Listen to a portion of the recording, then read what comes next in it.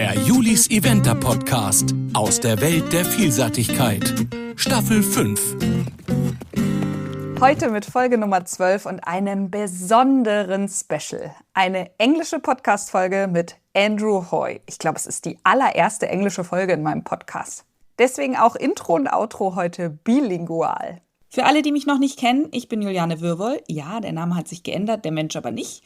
Vielseitigkeitsreiterin und Journalistin, nehme euch seit 2020 mit hinter die Kulissen unseres Sports zu Turnieren, Championaten und spannenden Gesprächen mit den besten Reitern der Welt. Today with episode number 12 and it's a special, an English podcast episode with Andrew Hoy. That's why the intro and outro are bilingual. For those of you who don't know me yet, I'm Juliane Würwoll, eventing writer and journalist, and since 2020 I've been taking you behind the scenes of our eventing sport with my own horses, but also to the big championships and exciting conversations with the best riders in the world. Heute hören wir eine Legende unseres Sports. Andrew Hoy. Ich darf ja schon einige Jahre mit ihm und seiner Frau Steffi zusammenarbeiten. Eine echte Ehre, wenn man diesen Sport so sehr liebt wie ich. Ich glaube, ich brauche ihn nicht groß vorstellen. Er war 8-mal bei Olympischen Spielen, ist sozusagen auch auf diesem Niveau eine Legende. Dabei hat er 6 olympische Medaillen, davon 3 goldene. Und er ist seit über 40 Jahren im internationalen Vielseitigkeitssport unterwegs. Ich freue mich sehr, mit ihm heute über seine jahrzehntelange Karriere,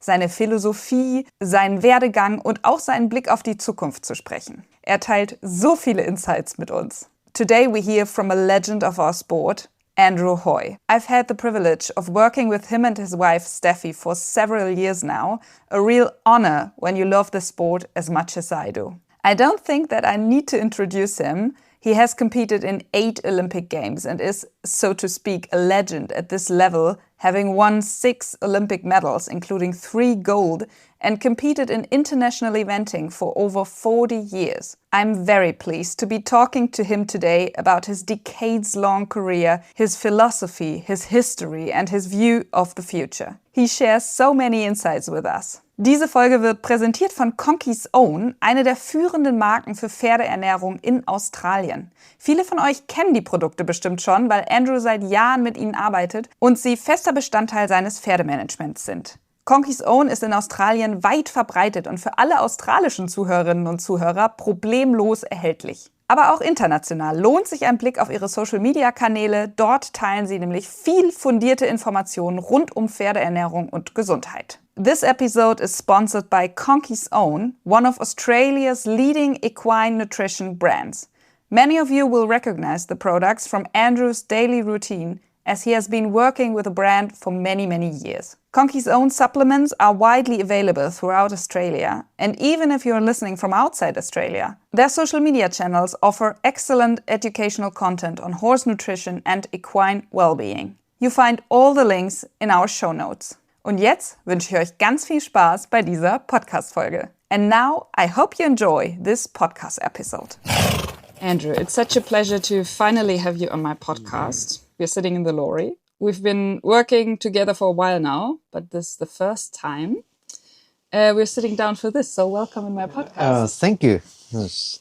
I don't know quite what to expect. You've been called a legend of the sport. I also feel this. Do you still get used to that term, or does it feel strange to you? That's interesting.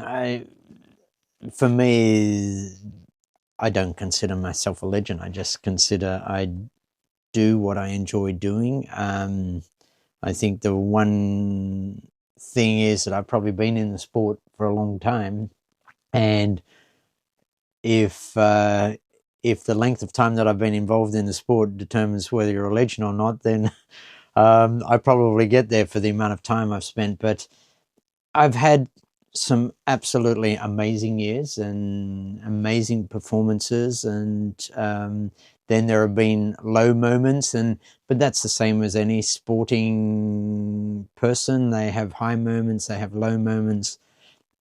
And I think the thing that I've learned in the sport is that no matter what happens in the low moments, there's always a way forward, and it's just about putting the right people around you to find the way forward. And You talk with many people and they say the low moments are always greater than many more than the high moments.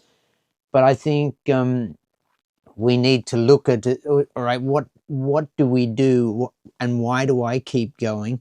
I keep going because, number one, I enjoy working with the horses, and I get so much inspiration from the people who are part of my team and who help and support me. Now, there's so many people there. You've got what I would describe as your inner core, the people that you're with every day, and then you've got a bigger circle of people, and then you go even to a bigger circle of people that you see once every 6 months, that you maybe get inspiration from, and fellow athletes that you talk with and you get some inspiration from them. And for me, your core team is the real backbone of what you do. And I always try to look forward. I try to look not just at the goal that I want to achieve. And what's the goal that I want to achieve? For me, I just want the horses to go really nicely. I want them to perform as well as they can perform. And if it doesn't happen, I look at it, all right, well, what can I do better? What can I do different? And I think one of my greatest strengths is I always look at my own performance first. And I think that helps me not to become too upset by other things that happen, because I am the master of my own destiny. And so I'm really am the one that determines where I get to, and I determine who influences me, whether it's be in a negative way or a positive way. And so I remember my dad said to me when I was really young, if you want to be good, make sure you place good people around you. And that's something that I've said so many times to many people. And I think it's just important that you try to do that. I think you already said it a little bit, but you competed at your first Olympics in 1984 and still competing at a very high level. So what's the secret of this keep going and extraordinary longevity? Yeah, like it's yeah, Los Angeles was my first Olympic Games. It was my second Olympic selection, because I was selected for 1980 for what was to be Moscow, but because there was a boycott, the Americans and the Russians were fighting, and they still seem to be fighting. But so went to alternative Olympics, which were in Fontainebleau. What keeps me going? It's just the fact that I want to just always improve. And has the sport changed since then? It's been massive change. And it's with that change, and I've given up. Like I used to get internally quite upset because there are so many rule changes and the sport changing. And I thought, no, forget about fighting the system and the establishment. Just if there's a change, just work out, okay, well, what do I have to do? How can I make this happen? Because there are many other people that if it's not the right thing, there'll be many other people that will speak up about it. And so I've just learned to accept these changes and move forward. And I think the sport is, from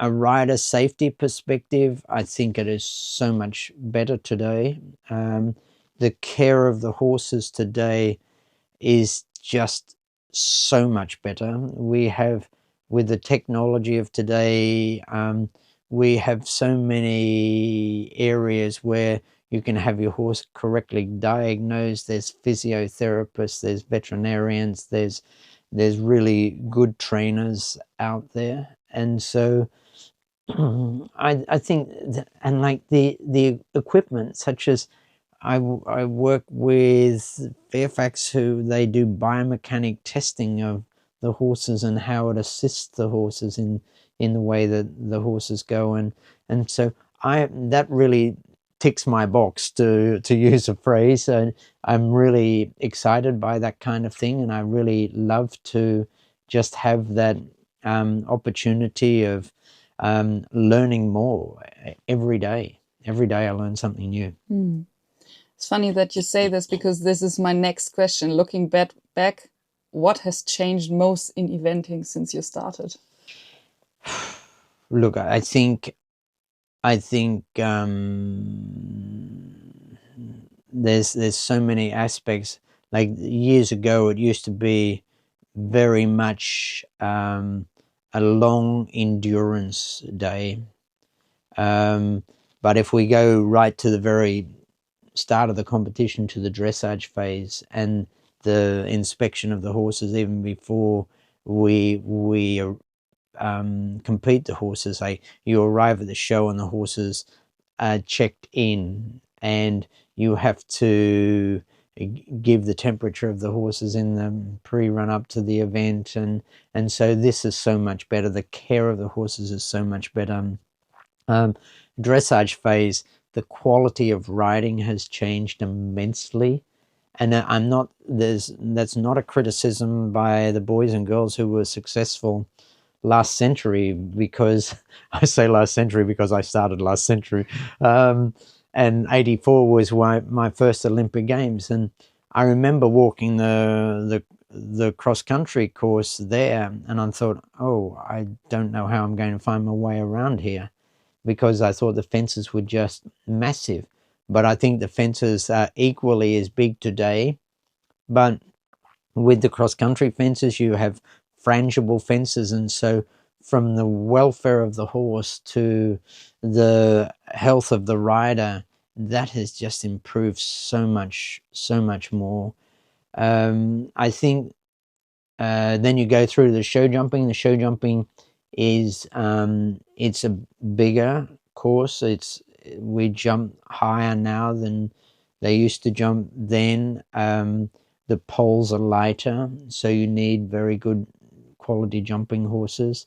The depth of the cup is so much more shallow than it used to be, and so it is really working towards a very sensitive horse that needs to be ridden incredibly well for a good result, and that's where it's changed immensely. I would say the sport is, and I mean this in a really good way, is more explosive and dynamic than where it was years ago. It was purely an absolute endurance phase many years ago, and so there's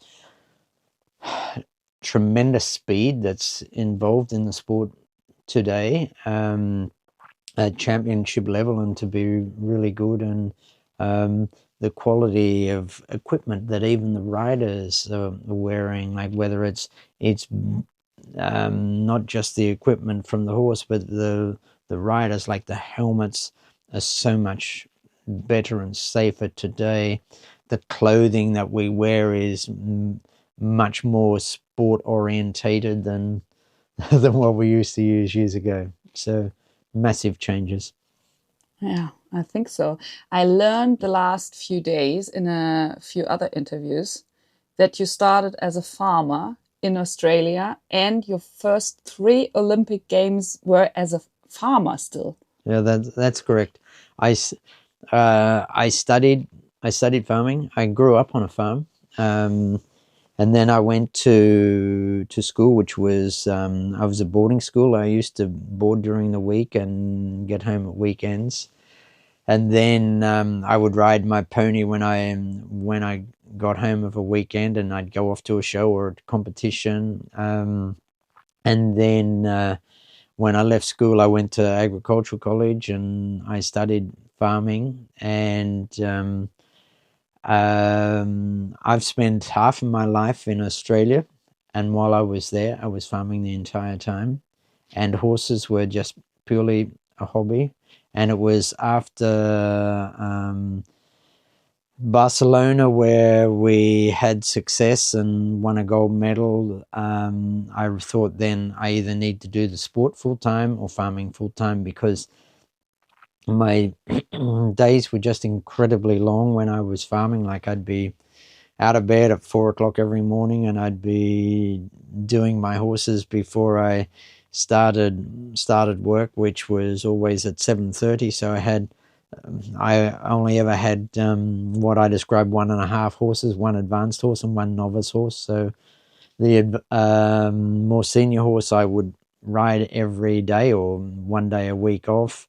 And then with a novice horse, I'd work it every second day, or if it was during the summer where I had more daylight, because no such thing as an arena. I just used to ride in a field.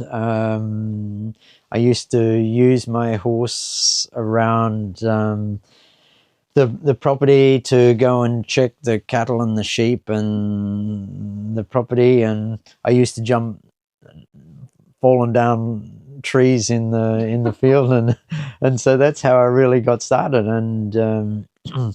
And so I then when I moved to England, which was 1993, that was when I started to do the sport full time. And why did I move to England? Because it was the hub of the sport, and I thought if I need a true evaluation of where I stand, I need to be in the hub of the sport. And so that's why I moved to the United Kingdom. You also get the questions. You already get the questions before I ask. But what's the biggest difference between Australia and UK? Size of the country. And weather? Weather, oh yeah, weather. But it's quite interesting, the rainfall where I am in the United Kingdom, which is, for those of you listening, and you know where Burleigh is. I'm with Burleigh Horse Trials. I'm within half an hour of Burleigh Horse Trials in the centre of the United Kingdom. The weather and the rainfall is very similar to where I grew up in Australia. Really? Yeah, and so that's quite similar. I would I would go to shows, and I'd have much greater distances to travel, but then again, I travel great distances here in Europe as well. And so there were not the number of eventing competitions. So I used to do a lot of what we called agricultural shows, where I go and do the riding classes and the jumping classes. Then I was very involved with camp drafting. That's where you're working with cattle as well as the horse, and so I did that when I was young, and I was junior Australian champion at that, and that's become a very big sport in Australia. And then I did rodeo riding. Really? Rodeo? Oh rodeo riding.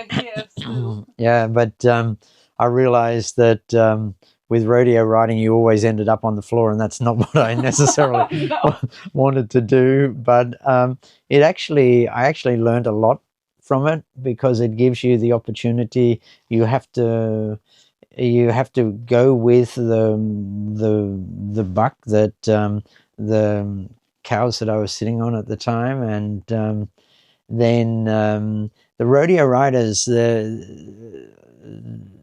they're amazing people, and I feel you learn so much from other sports by going and watching or even being part of these other sports. And with the camp drafting, I learned a lot from that, because you're working with two animals. You've got to get two animals running, and so you need real feel, and you need to be able to read personalities of cattle and of the horses. Yeah, like there were men that used to live in the mountains, basically with cattle, looking after cattle, and really, really interesting mountain men, I call them. And I learned so much from those people. It was a fascinating time. That's so interesting. A question which is maybe very difficult, but what moment in your career do you cherish the most? Can you name one? Yeah, I would say every day I wake up because I know I've got another day. And so, but it's, I've been asked this kind of question many, many times, and what has been my greatest Olympic Games, and like I just love Olympic Games, and because it's the one time, it's the one event that goes around the world, and that everyone, whether they understand anything about your sport, if you have a success, people get to know of the performance. And like the classic is, you can walk around any country and you show the trophy of badminton, they say, "Oh, you actually play badminton?" And No. whereas if you show them a gold medal or any medal, the first thing people ask you is, "Can I hold it?" Yeah. And so they hold it and they look at it and they say, "Oh wow, this is really heavy." And then they say, "Oh, like you must have been amazing on the day. Like that's such an achievement to win a medal at Olympic Games, whether it be gold, silver, or bronze." And then the last question is, "What sport do you play?" And I think that's the thing about the Olympic Games that is just so significant. That, and I know when the Olympics are on, I watch sports that I would never watch outside of the my day-to-day program, but with Olympic Games, I'll watch it. Yeah, me the same. The whole week or 2 weeks, and then afterwards, like, what do we do now with the whole day? Yeah. So you had a very nice, nice times at Olympic Games, I think. Do you, at the opposite, do you had ever a hard setback? Olympic Games, yeah, like 2004. There was a situation where I had a fall, like about 3 fences from the end, and there were definitely 3 of us that fell one after the other. Oh my God. It was Heidi Antikasides, who was a Greek rider. She's a Greek rider, and she was based in the United Kingdom and very, very good rider. There was Andrew Nicholson and myself. We fell at exactly the same fence, one after the other, and I think that was just purely due to lighting. And I know at that particular time, I was the horse was running really well. I was well within the time. I was less than a minute to the finish, and then all of a sudden, without even expecting it, because I knew exactly where the horse took off, that he took off from exactly in the right spot, all of a sudden I'm flying through the air. And so I was heading to the ground as he was galloping on. Like it was, it was that was a disappointing. That was a disappointing moment. But why was it a disappointing moment? It was just a disappointing moment for my own performance. And so I feel, look, this is just part of a sporting career. You have your high moments, you have your low moments, and it's the one thing that I've I've learned is, with the low moments that you have, it is normally a sporting moment, or it's a goal that you have that hasn't actually happened. And what I always do is I take a step back and I reflect on the moment, and could I have done anything to prevent it? What could I do next time if I was to be asked to do exactly the same thing, or has something happened that I couldn't feel that was about to happen? And then I think, you know what? I've got a first world problem. There are many, many people in this world that have suffered far greater than my sporting career not being as I wish it to be. And I think this comes with becoming older as well. You look at the suffering that people go on, and I live an incredibly privileged life, I feel, and I feel that it's very like how many people in their life can be at the top end of any sport or their job for 46 years and still want to continue on with it. And the places I've been, the people I've met, the countries I've driven through, I just think I am just so privileged. And this is what keeps me so excited about what I'm about to do in upcoming events, to go to events and to go to places and see people. And for sure, I like my private time where it's just me and Steffi and the children. But we also like to be with people that we enjoy being with.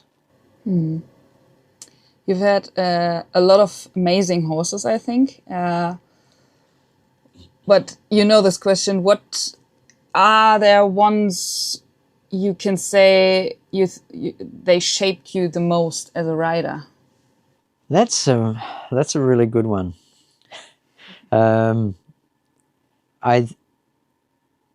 Look, if I go back to my first pony that I ever had, because Oscar, my son, who is 6 years of age, when I was driving home last night, he said, Daddy, how old were you when you started riding? And I said, 6, Oscar, the same age as you. And he said, what was your first pony called? And I said, my first pony was called Ginger. He was a chestnut Shetland pony that I borrowed from my uncle. And I often joke about this because this did not lead me to a good sporting career, this little pony, because I couldn't get him to do anything. I couldn't go the places I wanted to go. The chestnut pony, what did you expect? And then I joke and say, well, if you can get a Shetland pony to go from point A to point B on the line that you want to ride and the speed that you want to travel, you will be an Olympic athlete for sure. And so, so if I start there as with my first pony, and then you move on through the next ponies, and then I went with the camp drafting. As I said before, I learned a lot with the camp drafting. Then I got, in a way, my first horse, which was my pony club horse. I was 15 years of age and he was 5 years of age when I got him. And that was the horse that took me to 2 Olympic Games, the 2 Olympic selections, one being Moscow, and 2 World Championships, and I won Burley with him. Now, if someone had said to me at the time, you'll be taking this horse to Olympic Games and World Championships and you'll win one of the biggest events in the world, I would have said, well, I'd like to jump around a 1.10 show jumping round first. And I think this is, I cannot step away from recognizing my first horses in my career. And I look at the horses that I have now and the horses that I've had all throughout my career. I think I've been incredibly privileged to have such wonderful horses, but I've been incredibly privileged to work with such wonderful people that have helped me to make them, and it's been a complete team effort to be able to have these horses perform really, really well. I am not going to take the individual credit for my career. It's been a career up until now that has been fully supported by really good people around me, and I'm probably 10% of what of the success.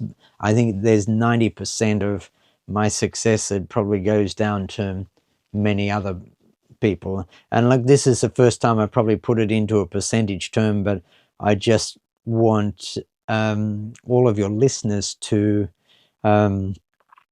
understand that to get to the top of any sport or business, I believe to be respected, you've got to be respectful. And even if someone says something to you, look, why don't you try something? I've often thought, I'm not sure about that. And then I've reflected on the comment and I've thought, okay, well, maybe there's part of that is good, and I should try that. And it's not about going out and looking for new ideas. I think the really important thing for me is to keep going back to the base and the foundations of everything that I do. Number one, if I look at myself, if I want to stay in the sport, number one, I need to be healthy. So my health is important to me. Number two, for the horses to be healthy, I need to make sure that they have a good routine and good management. Now, people go to university to study nutrition, to study veterinary science, to study physiotherapy, to study biomechanics. So I've got to draw on these people. I can't do that. I've got to have faith in people who I put there. And I do see this a lot, that people, especially I would say younger people, but this is not the younger people of today. I think everyone goes through this stage that they go somewhere and they say, oh, well, I've learned as much as I can learn here. I now want to go somewhere else. And with that, I feel if you are thinking of going and basing yourself with someone or taking on board something that someone's wanting to do as in relation to training or helping you to care for your horses in a good manner, you've got to understand their philosophy. You've got to understand what has put them there and why are they continually there. And well, yeah, like there are many things that I've done in my life that I thought, well, I'm not sure that this is really going to work, but I've stuck at it, and I've had faith in the people helping me. And I think this is the thing. Like, the coaching of today is absolutely fantastic. And there are some very good young people out there, but I'm working with people that are actually quite a lot older than myself, and what they actually have is they have wisdom. And you can have knowledge, but not wisdom. But if you have wisdom, you've also got knowledge.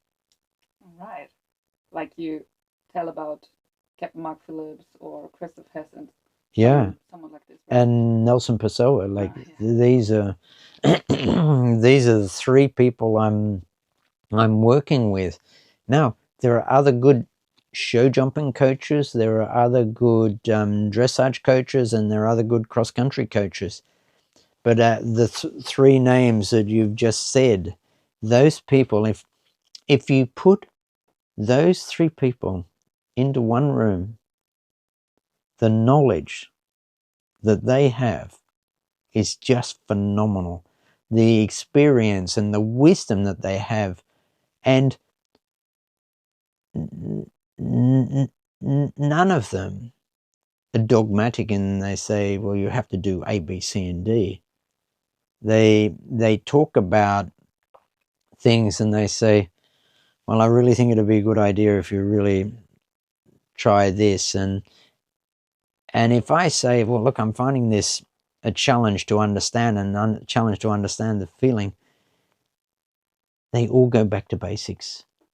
They both, like Mark Phillips, Christoph Hess, Nelson Pessoa, they all go back to the basics. And this is one thing that I'm really strong with as well, going back to the basics. And if I cannot canter over a pole 10 times, getting it exactly to the right place, with correct rhythm, correct balance, to the correct takeoff point for the horse, then why is a meter 20, a meter 30, a meter 40 going to be easier?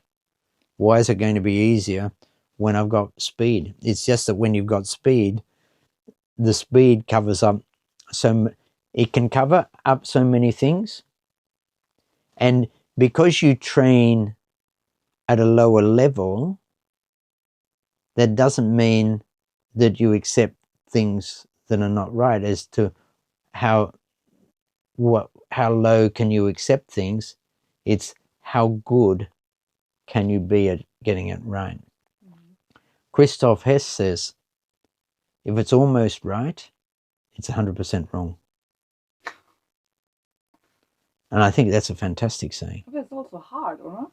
Yeah, it is hard, but I take it in such a positive way, because it's not it's like if you're doing a walk canter transition, well, yeah, like it's almost right. Well, it's 100% wrong because it's not right. And so it's what level of wrongness of doing something wrong do you want to accept? Or how good does it have to be for it to be good? How correct does it have to be for it to be good? It's either correct or it's 100% wrong. All right.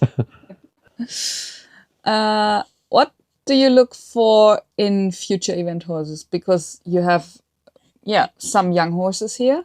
And how do you look at them when you see them the first time? Yeah, I think that's a really good question. And number one, when I walk into a stable or I walk in to see a horse that I could be interested in, I just look at its demeanor. And what do I mean by demeanor? I mean just the way it stands there, the way it moves. Now moves, I mean the way it looks around, just its body language is what I look at. I look at the body language of the horse. And then I look at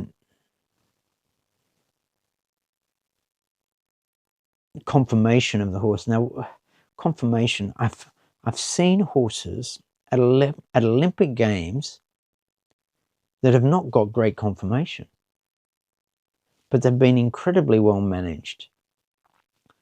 The horse has got the heart as big as a house. The rider rides the horse to the horse's ability, and they've had great performances. And so I think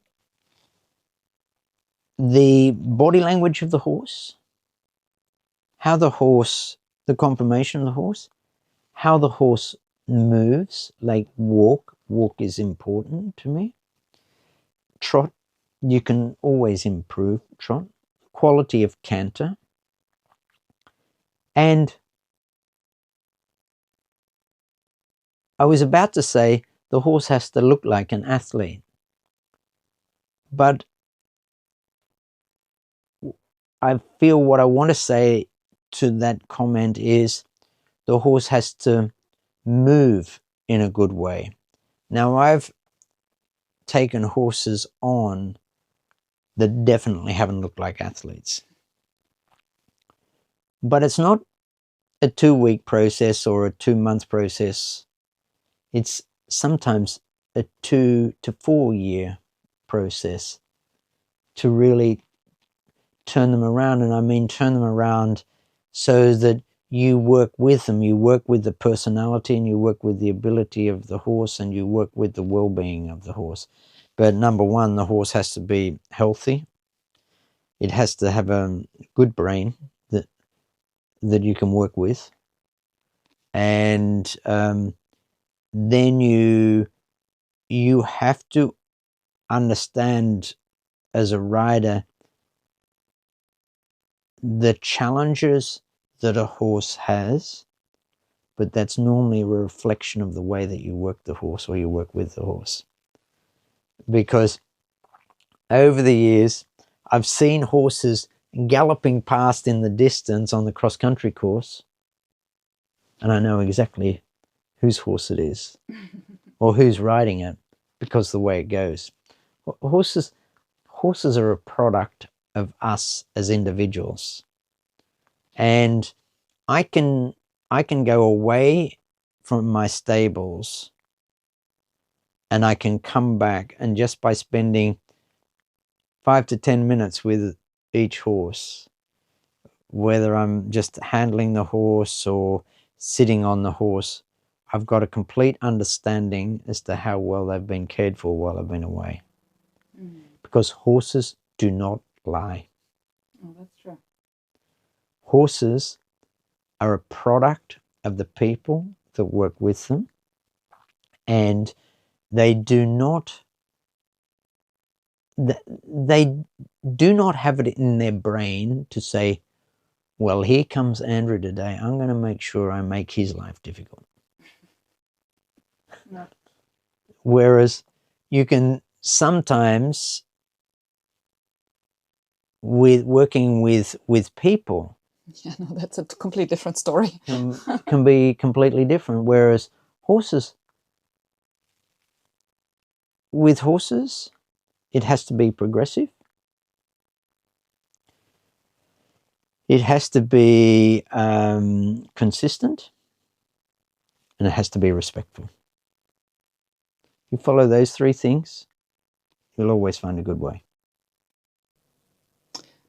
That's a good point for the next question, because tell us a little bit about your current horses. Like, who excites you the most for the next big championship, or what are your next plans? Or yeah, like Vassily is, I think, a horse that I've worked with him for 8 years now, and it's like putting a pair of shoes on that you've worn for many years. And probably you go back a few years, you would have shoes that would last for years, whereas nowadays with materials and the way things are made, they're made very differently. But I think everyone probably understands what I'm saying when I say that. Vassily and I have got total respect for one another. I've got total respect for Vassily. He just absolutely loves competition. If I load my lorry at home to drive to a show and he's not on, he just gets, like, his behavior changes. And as soon as he's being got ready to go on the track, he's so excited and he's so happy. And you can just see it in his body language, in his eye. You get to a show, he has moments where he's just resting. He has moments where he's just looking around a lot and very, I would say, very busy. Like in his stable, he can weave quite a lot, and he's actually the first horse that I've ever had in my career where he, pardon me, where he weaves, but I've tried everything to try and stop this. But people who really understand horses' behavior, they say that normally they're very intelligent horses. And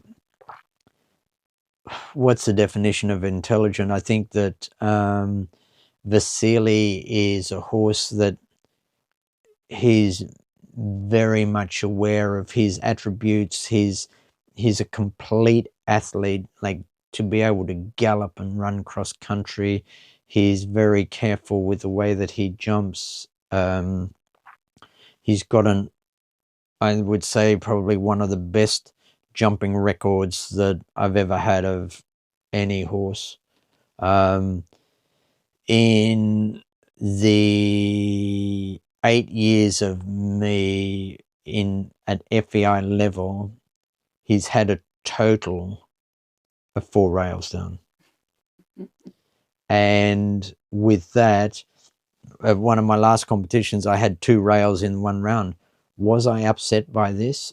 No. When I came out of the arena, I was just reflecting on it, and I thought, I was just rusty. Like I just wasn't on my A game to have him absolutely right to every fence, and I think that I always look at what I've done first, and I don't blame the horses ever in this situation. And I think that like he's just very, very special, and I really look forward to continuing competitions with him. I have a new horse called Gulliver de Laune. He is a phenomenal horse. I think he's unbelievably talented in the dressage, and I would say at this stage, I might be 50% of where I believe he could go with that. His cross country, I ride, I think, quite different from the way he's been ridden in the past, and that's not a criticism. That's just an observation of mine. And so I want to find a style and a technique with him that is really good. His show jumping is just phenomenal as well. Like he's just an extraordinary jumping horse. I've taken him just to some show jumping. I've had him since January. I've done very few competitions. He has changed immensely in his muscle development. I think that he's still 18 months, 2 years off being where I really would like him to be. And I've been asked before this, sorry, this is changing the subject a little bit, what do I really look for in a horse? And it's I really try to work towards harmony. That's what I really try to work towards. Going back to the horses, I've got an unbelievably talented young horse called Kohnke. I think that he's a really tall horse. Very, very tall. I think that the one thing that I've learned in my career is just to give horses time. I think that's something that I'm really pleased that I've learned, that to give horses time, not be in a hurry. Then I think there's another horse I'm still finding the way with that I think is really talented as well, is Kohnke. Sorry, not Castle Cornet. That's who I was just speaking about. But Aaron Copland, I think that he will be good. But again, it's about finding the right formula and the right way with him. And then there's a 4-year-old that I think is that's come into the stable this year. Every time I see him, I just feel, and I've got a work rider with me that's doing some work with him at the moment, and every time I see her on him, Jemima Hughes is her name, and she's sitting on Austin, I say, well, look, I really like this horse. I really think this horse is going to be a real powerhouse. He's behaving like a 4-year-old at the moment. Just got to give him time, but time will tell with all of these things. But to ask a little concrete, but to ask a little more concrete, so is the World Championship next year a goal? Yeah, I think so. Because I've also got another horse that I haven't mentioned, which is Cadet de Bellier, and I would like to have 3 horses qualified for next year. And I think that it's Vassily, Cadet, or Gulliver, and I think that they're all horses that I think they'll tell their own story, and I'm trying to do my best by each horse. You are a very speedy rider, I would say, a very fast rider. Could you tell us a secret how to ride that fast? I've always loved speed. And when I say I've loved speed, my father was involved in motor racing and grew up as an engineer. He studied engineering and then went farming. So I had that speed element I've had it in my DNA right from when I was born. I've just always loved speed, like whether I was on my bicycle or didn't matter what I was doing. I just loved to have speed. But going back to the real question as to what is needed, it all comes back to rhythm. And rhythm is, you watch anyone that is incredibly quick, they just have rhythm, and it seems to be effortless with what they do. And with learning this, absolute guaranteed you're going to make mistakes, and it happens where things don't work and you make mistakes, and the important thing is that you learn from the mistakes. It's not about the successes that make people good, it's about the failures that make people good, and that they actually learn from them. And the thing that this was something that my dad taught me as well with motor racing, that you had to be very smooth. And I can remember him when I was young, he was talking to me about the balance of a car, and it just went through my mind, like, what on earth are you talking about? Because it's got 4 wheels, it's got an engine at the front, you sit in the middle, and then you got a steering wheel. But it was only through him explaining that as to how to get the cars into corners. He said you can either get a car into a corner in balance or out of balance, and I'm thinking, oh, my God, like what are you talking about? But I did have a motor racing license at one stage, and you really learn what he was talking about. That's also what I try to do with my horses. They're like being I never like to load my horses. I never like to put a lot of pressure on their structure. And so I try to be really economical with the way that I ride and with the way that I go through corners. And I hate it if horses are slipping, because if they're slipping, number one, you've got them out of balance and you're going too fast. And you can often have the same speed, but a horse in balance, and you can get around the corner really easily. And I'm fascinated to watch MotoGP racing. Like, those boys on those bikes, they are just phenomenally good at keeping the bikes in a real balance. And so that's just a fascination of mine.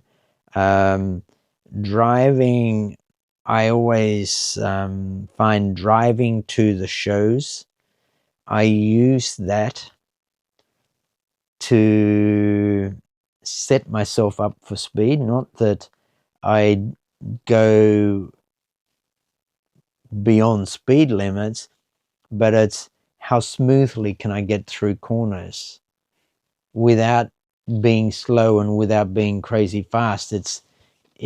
I'm all the time, whenever I'm driving, I always am aware of how the horses are standing in the back and the ride that I'm giving them. And it's not that I would say I go slowly, but I try not to go quickly and have the horses out of balance and extreme braking, extreme acceleration and that kind of thing. And so I've used that for many years as a guide to also set myself up for my cross-country riding.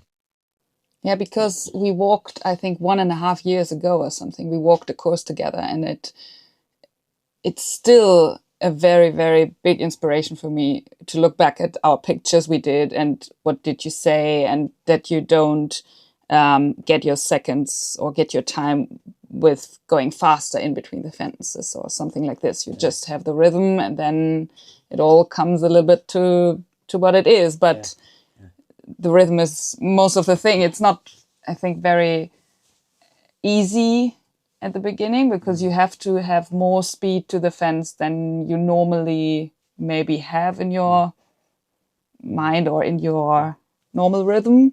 But when you get used to it, it's much more easier. Yes. And like I spoke about the rhythm, but it's also, where do you look? Like, that was one thing that my father spoke with me about a lot. And my mother was also very good at sport, which I've only found out in the last few years, that she was captain of the sports team at school. Well, I had no idea of that. But it's, where do you look and what are you looking at? That's a key factor. It's the rhythm that you have, and the harmony that you have with the machine that you're working with, or with the horse that you're working with. And it's about going with them as well. And that's where I always look at myself first, because if I'm not strong in my posture, now what does strong in your posture mean? It doesn't mean that you're strong and against the horse. You've got to be strong to be able to work with the horse. And so that comes back to core stability. It comes back to how healthy you are physically as well. And I think I would say this is one thing, and I was only talking with someone the other day about this. This is one thing that I've really noticed as to how the top riders now in today's world look like real athletes. Yeah. True.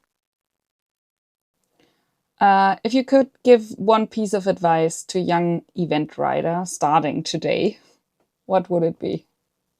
I've already said it, and it's, give yourself time. Not to be in a hurry. Time to understand. Not be in a hurry to. People are very good at working out their end goal, where they want to get to. But it's how you actually get there is the key. Because I've seen many athletes over the years, they get to the goal, but they never stay there. they're in the sport for a really short time, because it's a personal desire for them. And it's not, they're trying to prove something. Mm-hmm. The only person you have to prove something to is yourself, not to everyone else. And I've had so much joy at times through not actually winning a competition. Mm-hmm. And so I think it's really important that you put it into perspective as to who are you trying to please in this world. If you're happy with yourself, you'll be happy with life. Also true. I have a very interesting question. When people look at Andrew Hoy, what do you hope they will say about you? I don't know that I've ever been asked that question. I think that, yeah, I would like it that people thought I was really respectful of my horses, and that my horses always look in good health, that they're good in that respect. I always feel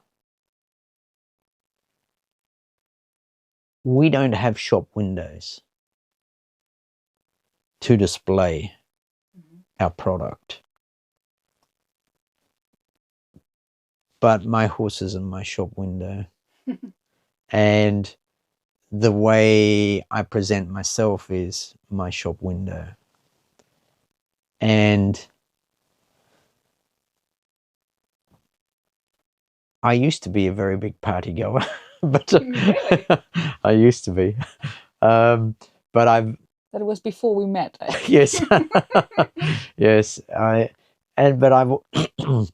What I've changed there is the fact that I now just of an evening, because I'm not living at the stables, I live away from the stables, and every time I get home, I give Steffi a hug and I say, I just love coming home, and I love the fact that we've got a really we've got 2 healthy children, and we are healthy.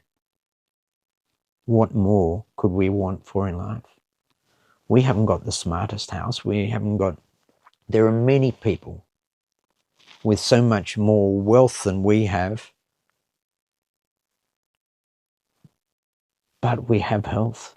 And that is your greatest gem in life, health. And then everything else you can deal with. And it's not until people don't have their health that they realize how everything else is just not important. Everything. It doesn't matter how much money. You can be the wealthiest person in the world, but if you don't have health, it doesn't matter how much money you've got. Yeah. And so I think, look, this is only through becoming older that I've started to realize these things, because I've lived life to the absolute fullest. I've lived what I do to the absolute fullest.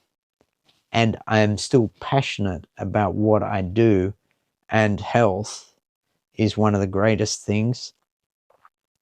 My mother is 98 years of age, and she is still so healthy, and still driving, and still driving the 0-turn lawnmower, and still managing a property in Australia, and 2 properties and 2 houses, and like, I'm just in awe of what my parents have done.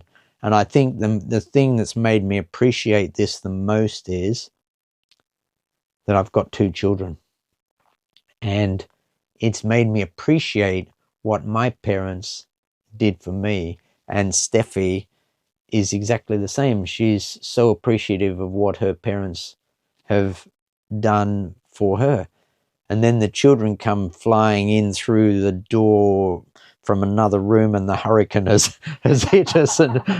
And so, I think it's having children has actually helped me put life into perspective. Mm-hmm.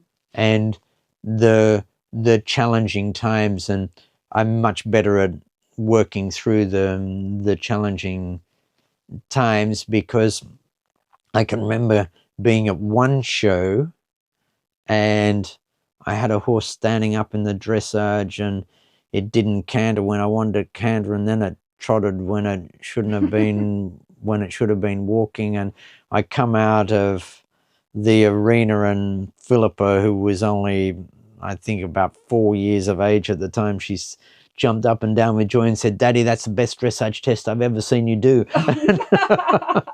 And I'm thinking, I came out absolutely horrified by the whole thing, and my daughter's saying, "Well, that was fantastic," because it wasn't so boring. And I think that's actually helped me. But yeah, I think I've moved on from a little bit from the question, but yeah, I think that I want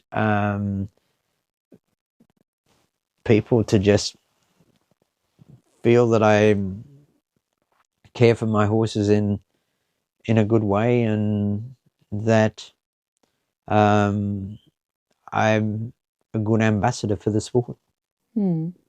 Very cool. We are nearly at the end of the podcast, because we're now talking for an hour or something. Wow. Yeah. But I have 3 final questions, very short ones, that I asked every podcast guest. So that's very interesting what they say then. So what does equestrian sport mean to you? What does it mean to me? Good question.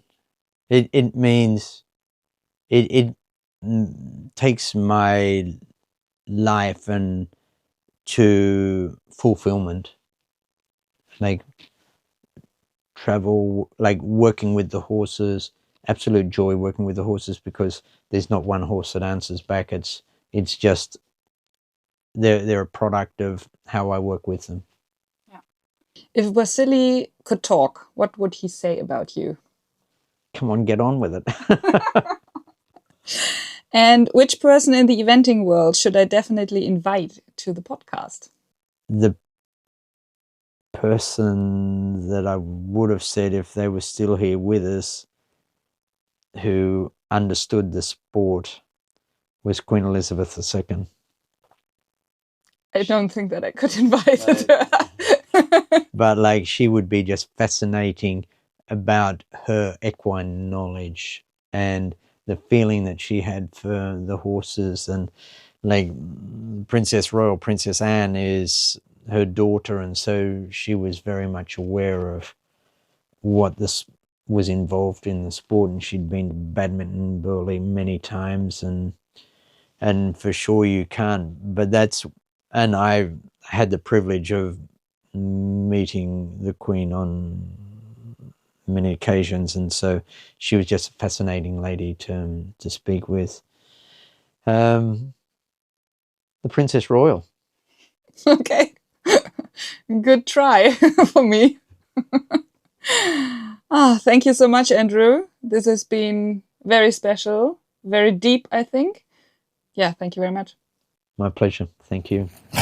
Was für eine Ehre, dass er sich so viel Zeit für mich und euch genommen hat. Und wie viel Inspirierendes er einfach gesagt hat, ist doch einfach so krass. Ich konnte selbst so viel mitnehmen, vor allen Dingen was die Low Moments angeht. Aber ich finde auch zum Thema Rhythmusreiten oder wie sich der Sport verändert hat in all den Jahren, wo er eigentlich herkommt, dass er halt Farmer war oder dass er sogar mal Rodeo-Reiten gemacht hat. Vieles davon wusste ich noch nicht, obwohl ich ja schon einige Jahre mit ihm zusammenarbeiten darf. Und das macht den Podcast ja auch besonders, mit solchen Persönlichkeiten nicht nur sprechen zu dürfen, sondern das auch für die Nachwelt und eben euch alle festzuhalten.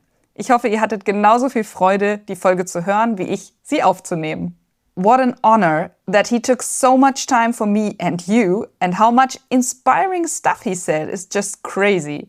I learned so much more about the low moments, but I also found the topics of riding rhythm, how the sport has changed, where he actually comes from, and that he even rode rodeo at one point really interesting. I didn't know much of that, even though I've been working with him for several years. And that's what makes the podcast so special, not only being able to talk to such personalities, but also recording it for posterity and for all of you.